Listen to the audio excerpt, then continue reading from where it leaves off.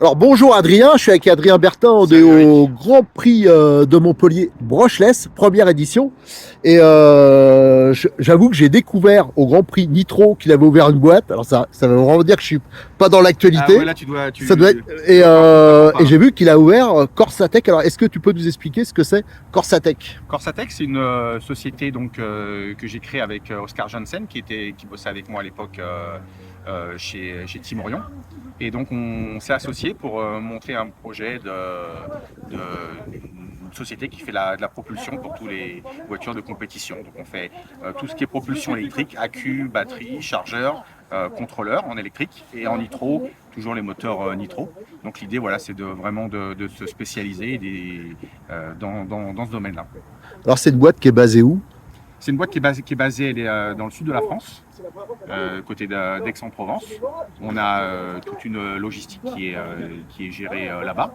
Et puis ensuite, on a, voilà, avec les fournisseurs, on s'occupe de l'approvisionnement, du développement des produits. Et du coup, voilà, on a décidé de se lancer. C'était la dernière étape qu'il y avait dans notre parcours professionnel. Donc, on a eu l'occasion de le faire, on a eu la volonté de le faire. On a choisi un moment qui n'était pas forcément le plus évident, mais bon, c'est l'esprit de compétition qui l'a emporté, donc on a décidé de faire en fait. Bah, déjà, moi je trouve qu'un truc qui est bien, c'est que vous êtes parti à la fois en Nitro et en Brushless.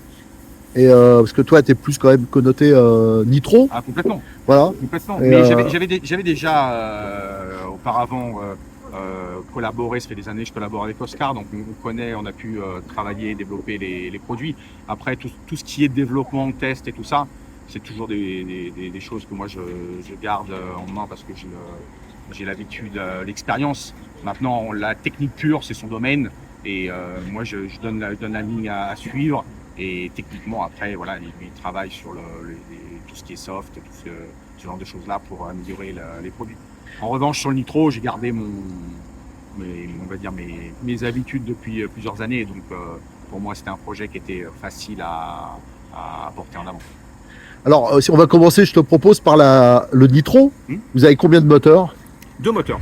Un piste, un TT? Non, pour l'instant, Ah non, que qu'un TT. moteur. J'ai décidé de partir uniquement d'abord avec un moteur tout-terrain, tout simplement parce que c'est là où le marché est le plus cohérent. Là, on a plus d'expérience. Et c'est surtout David Renofac qui nous a rejoint dès le départ, entre guillemets. Il nous a suivis dans cette aventure-là. Donc, David, c'était une pièce vraiment importante, un partenaire dans l'histoire. Parce que pour développer des produits, il faut aussi avoir voilà, des pilotes qui sont capables de les mettre en avant, de t'aider à développer, de toujours pousser le matériel. Donc on est parti là-dessus. On s'est déjà dès l'année dernière, on a fait toute la saison d'abord avec des moteurs prototypes, puis ensuite en fin d'année, on avait déjà les moteurs de production. On a eu une année plutôt exceptionnelle au niveau des résultats. Champion d'Europe, on a manqué le titre de champion du monde pour 3 secondes, mais on a été performant tout au long de l'année. Donc c'était la possibilité de démontrer un savoir-faire et pour pouvoir lancer le produit avec déjà un palmarès. C'était déjà des moteurs Corsatech alors, Oui, tout ça. oui. Ah d'accord. Bon, voilà. Et alors, les deux moteurs, c'est quoi Deux moteurs, donc on a un 7 transferts, 3 et 7 transferts. Je voulais avoir deux choses de caractère un peu différents parce que des fois dans la gamme, ça permet le moteur peut être aussi un réglage dans l'équilibre, dans ce qu'on fait. Il s'avère qu'avec les nouveautés introduites, ce que j'ai travaillé sur Corsatec, notre base vraiment pour le haut niveau, on utilise de 7 transferts parce qu'avec le dernier Carter, on a beaucoup travaillé sur le couple, on a gardé la longe du 7, donc on a vraiment trouvé un équilibre qui était vraiment intéressant. Donc ça c'est le moteur de haut de gamme. Et on a aussi un 3 transfert qui lui aussi est un moteur compétition, juste avec quelques détails techniques. Il n'y a pas le vilo traité dessus, il n'y a pas le roulement céramique, mais le vilo est équilibré avec la patte d'allègement, tout ce qu'il faut. C'est un moteur de course, mais qui coûte moins de 300 euros. Donc c'était aussi la possibilité d'être aussi présent dans un marché où proposer un prix un peu plus accessible. Les deux, ils ont la même course. Oui, tout à fait. Et vous avez une gamme de résonateurs ou un seul? Un seul, Un d'accord. seul. Ouais. L'idée derrière ça, aussi bien en nitro ou même dans la gamme électrique, c'est d'essayer de simplifier au maximum l'utilisation. On est là pour développer, on sait ce qui fonctionne. Et après, le client, il peut compter sur quelque chose qui est optimisé et puis il n'a pas à se prendre la tête à savoir s'il met un coup de court, un coup de long. Donc, globalement, voilà, on sait ce qui fonctionne, on donne les indications pour le faire et ça simplifie pas mal l'utilisation. Et vous avez aussi votre gamme de bougies? La bougie, non, pour pas l'instant, encore. non, pour l'instant, dans la bougie, c'est la bougie aujourd'hui sur le marché, c'est simple, tout le monde a des bougies qui sont fabriquées chez OS. Tout le monde a du P3, P4. On travaille sur un projet alternatif, mais encore une fois, c'est des choses qui prennent du temps. Il faut trouver aussi quelque chose qui fonctionne bien. Faire différent, c'est bien.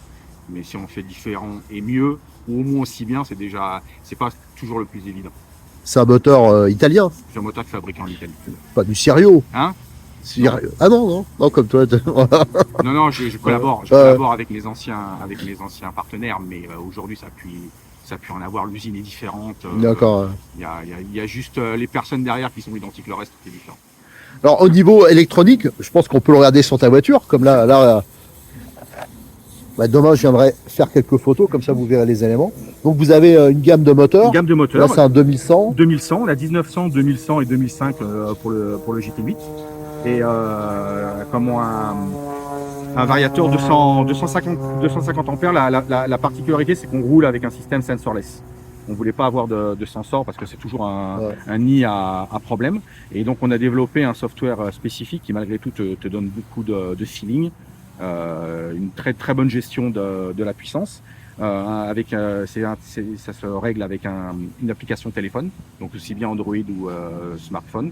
Et puis tu peux le Bluetooth est intégré, donc du coup t'as pas besoin de rajouter d'éléments supérieurs.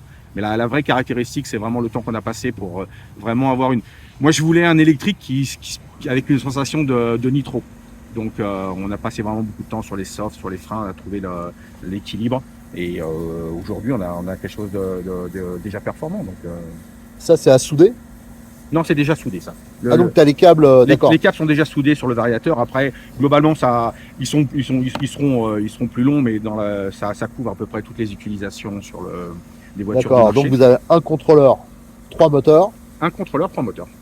et vous avez une gamme de batterie. Toute la gamme complète d'accu. Là aussi, sur les accus, en fait, on est sorti avec une technologie différente. En fait, c'est une nouvelle chimie qui autorise, qu'on a appelé HV+, à savoir que les éléments sont stables jusqu'à 4,4 volts. Donc en fait, on peut encore charger encore plus fort. On a un chargeur avec un programme spécifique qui permet de le faire. Et donc du coup, soit on peut avoir plus de puissance, plus d'autonomie, ou quand on doit rouler dans les conditions, on va dire, de contrôler de voltage, ça nous autorise d'avoir des accus avec une très faible résistance interne. Donc globalement, plus de puissance, plus d'autonomie. J'ai cru voir sur des voitures là, au CF Brochesse avec des shorties. Oui. 4S. Oui, on a une gamme complète qui s'adapte en fonction de là, tu as une implantation type Mayako, Techno, HV, où tu peux utiliser soit un bloc 4S ou 2x2S. Et puis après, tu as tout ce qui est Asso, Kyosho, où là, tu as la répartition en saddle, où là, tu dois utiliser des accus 2x2S. D'accord, qu'est-ce qu'il y a d'autre dans votre gamme? C'est déjà pas mal. On a déjà ça, et on a la même chose aussi pour le 10e. Ah d'accord, on a aussi un contrôleur à 10e et moteur à 10e. Pareil, téléphone. Pareil, la même app. D'accord. Demain, je te montrerai là, tu vas voir, c'est sympa. L'avantage, tu vois, pour quelqu'un qui veut régler son vario, on a suffisamment de portée du podium jusque dans les stands. Ah d'accord. Donc, tu rentres dans les stands, tu prends ton téléphone. C'est marrant ça. Et tu changes immédiatement tes réglages. C'est sympa. C'est super accessible. C'est quelle gamme de prix un contrôleur comme ça? Il faut compter 249 € le contrôleur. Et vous vendez qu'en direct? Non. Alors, il y a le site corsatech.net, mais l'idée c'était d'avoir un site pour rendre le produit accessible partout dans le monde. En France, c'est Yvon Racing qui s'occupe de la distribution. L'idée, c'est pas de venir chanter le système. L'idée, c'est de rendre le produit disponible. Les tarifs sont identiques partout dans le monde.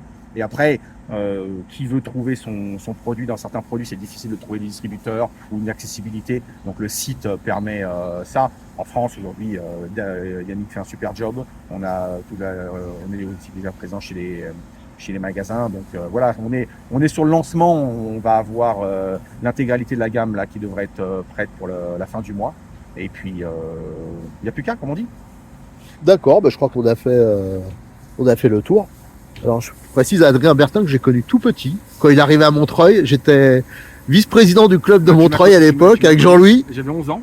Ouais, il arrive avec son père avec un Tiger ou je sais plus quoi. C'était un Garbo à l'époque. Ah ouais, un Garbo. Un Garbo, j'ai un Roadfighter à l'époque. Et je me rappelle, après, ils ont été voir, son père en a eu marre, il a été voir Jean-Louis.